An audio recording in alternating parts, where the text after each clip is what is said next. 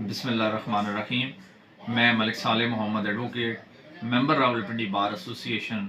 आज मैं जिस मौजू के ऊपर बात करना चाह रहा हूँ वो मौजू बहुत ही हसास है, बहुत ही दुख भरा है, क्योंकि जो हालिया जो बारिशें हुई हैं पाकिस्तान के अंदर, उसकी वजह से जो तबाहकारियाँ हो रही हैं, उसकी वजह से जो पाकिस्तान में सैलाब आया हुआ है, वो सूबा सिंध में अंदर, बलूचिस्तान में, कराची में, केपी के रावलपिंडी के अंदर कोई शहर ऐसा नहीं है कि जो सैलाब की तबाहकारियों से महफूज रहा हो। और इससे लोगों का अरबों रुपए का नुकसान हुआ है। कारोबारी हजरात के जो तमाम कारोबारी मराकज़ थे वो बहुत से शहरों के अंदर वो डूब गए हैं। इसके अलावा बलूचिस्तान के अंदर जो सैलाब की इस वक्त तबाहकारियाँ जारी हैं और वहाँ पर हज़ारों लोग वहाँ पर बेघर हो चुके हैं, उनकी जो फसलें हैं वो तबाह हो चुकी हैं।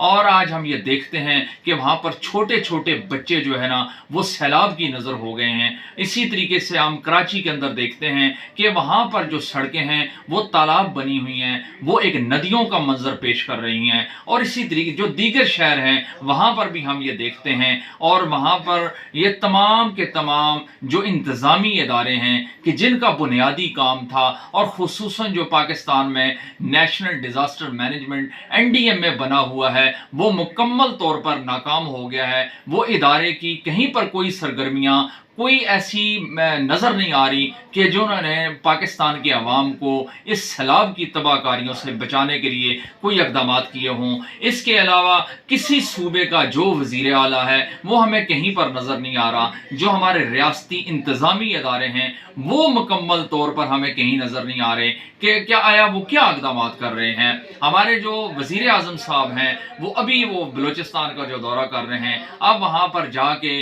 वहाँ पर जो इस इमदाद के ऐलान किया जाएगा अरबों रुपए का, उससे लोगों को वक्ती तौर पर तो रिलीफ मिल जाएगा, लेकिन उनका जो अरबों रुपए का नुकसान हुआ है, उनकी फसलें तबाह हुई हैं। और इससे बढ़कर जो इंसानी जानों का ज़िया हुआ है कि आप इंसानी जानों को पैसे से नहीं खरीद सकते, वो उनके बच्चों को कौन लुटाएगा।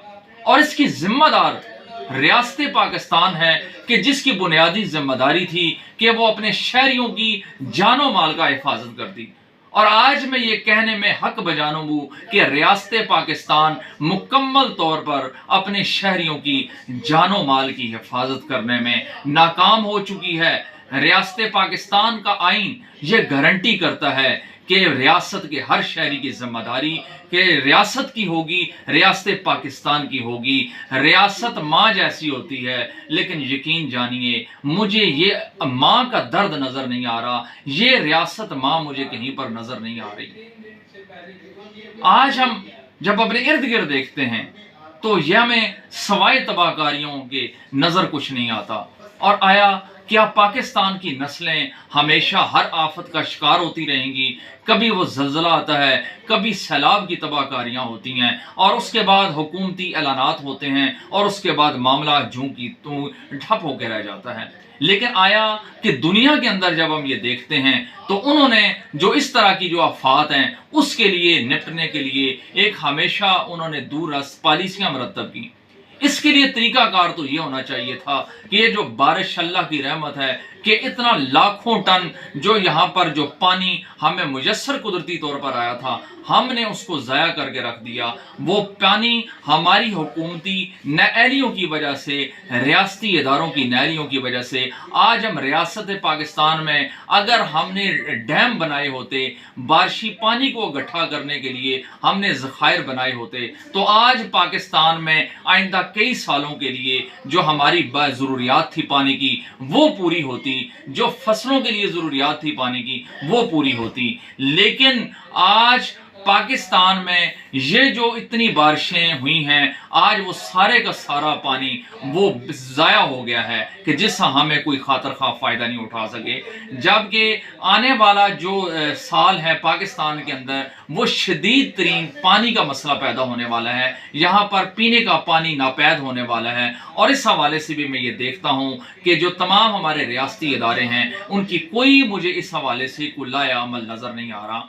और अब ये पाकिस्तान के अवाम को ये ये सोचना होगा कि आया कि ये जो रियासती इदारे थे कि जिनका बुनियादी मकसद हमारी हिफाजत करना था, ये जो सियासतदान ये जो नारा लेकर आते हैं कि हम पाकिस्तान की आवाम की खिदमत करेंगे, वो इस वक्त आपस में बहम दस्तो गिरेबान हैं, वो आपस की लड़ाई में पड़े हुए हैं, वो इक़्तिदार की रस्साकशी का में लगे हुए हैं कि हर जमात ये चाहती है इक़्तिदार मुझे मिल जाए। लेकिन अगर किसी को नहीं परवाह तो वो पाकिस्तान की आवाम की परवाह नहीं है, इसकी किसी को फिक्र नहीं है कि जो पाकिस्तान की आवाम जिस कर्ब से गुजर रहे हैं, जिस वो अजाब से गुजर रहे हैं, हमने इनके लिए कुछ सद्देबाब करना है। लेकिन ये क्यों मसाइल हैं कि हमारा जो काम था बुनियादी, जो टेक्निकल एक एक्सपर्ट्स का काम होता है कि वो जो डैम तजवीज़ करते हैं, डैम बनाते हैं, आज पाकिस्तान के अंदर जो डैम के लिए कुदरती ज़राए मौजूद हैं, हमने उनको लिसानियत और तहस्सुब की भीड़ चढ़ा के रख दिया है।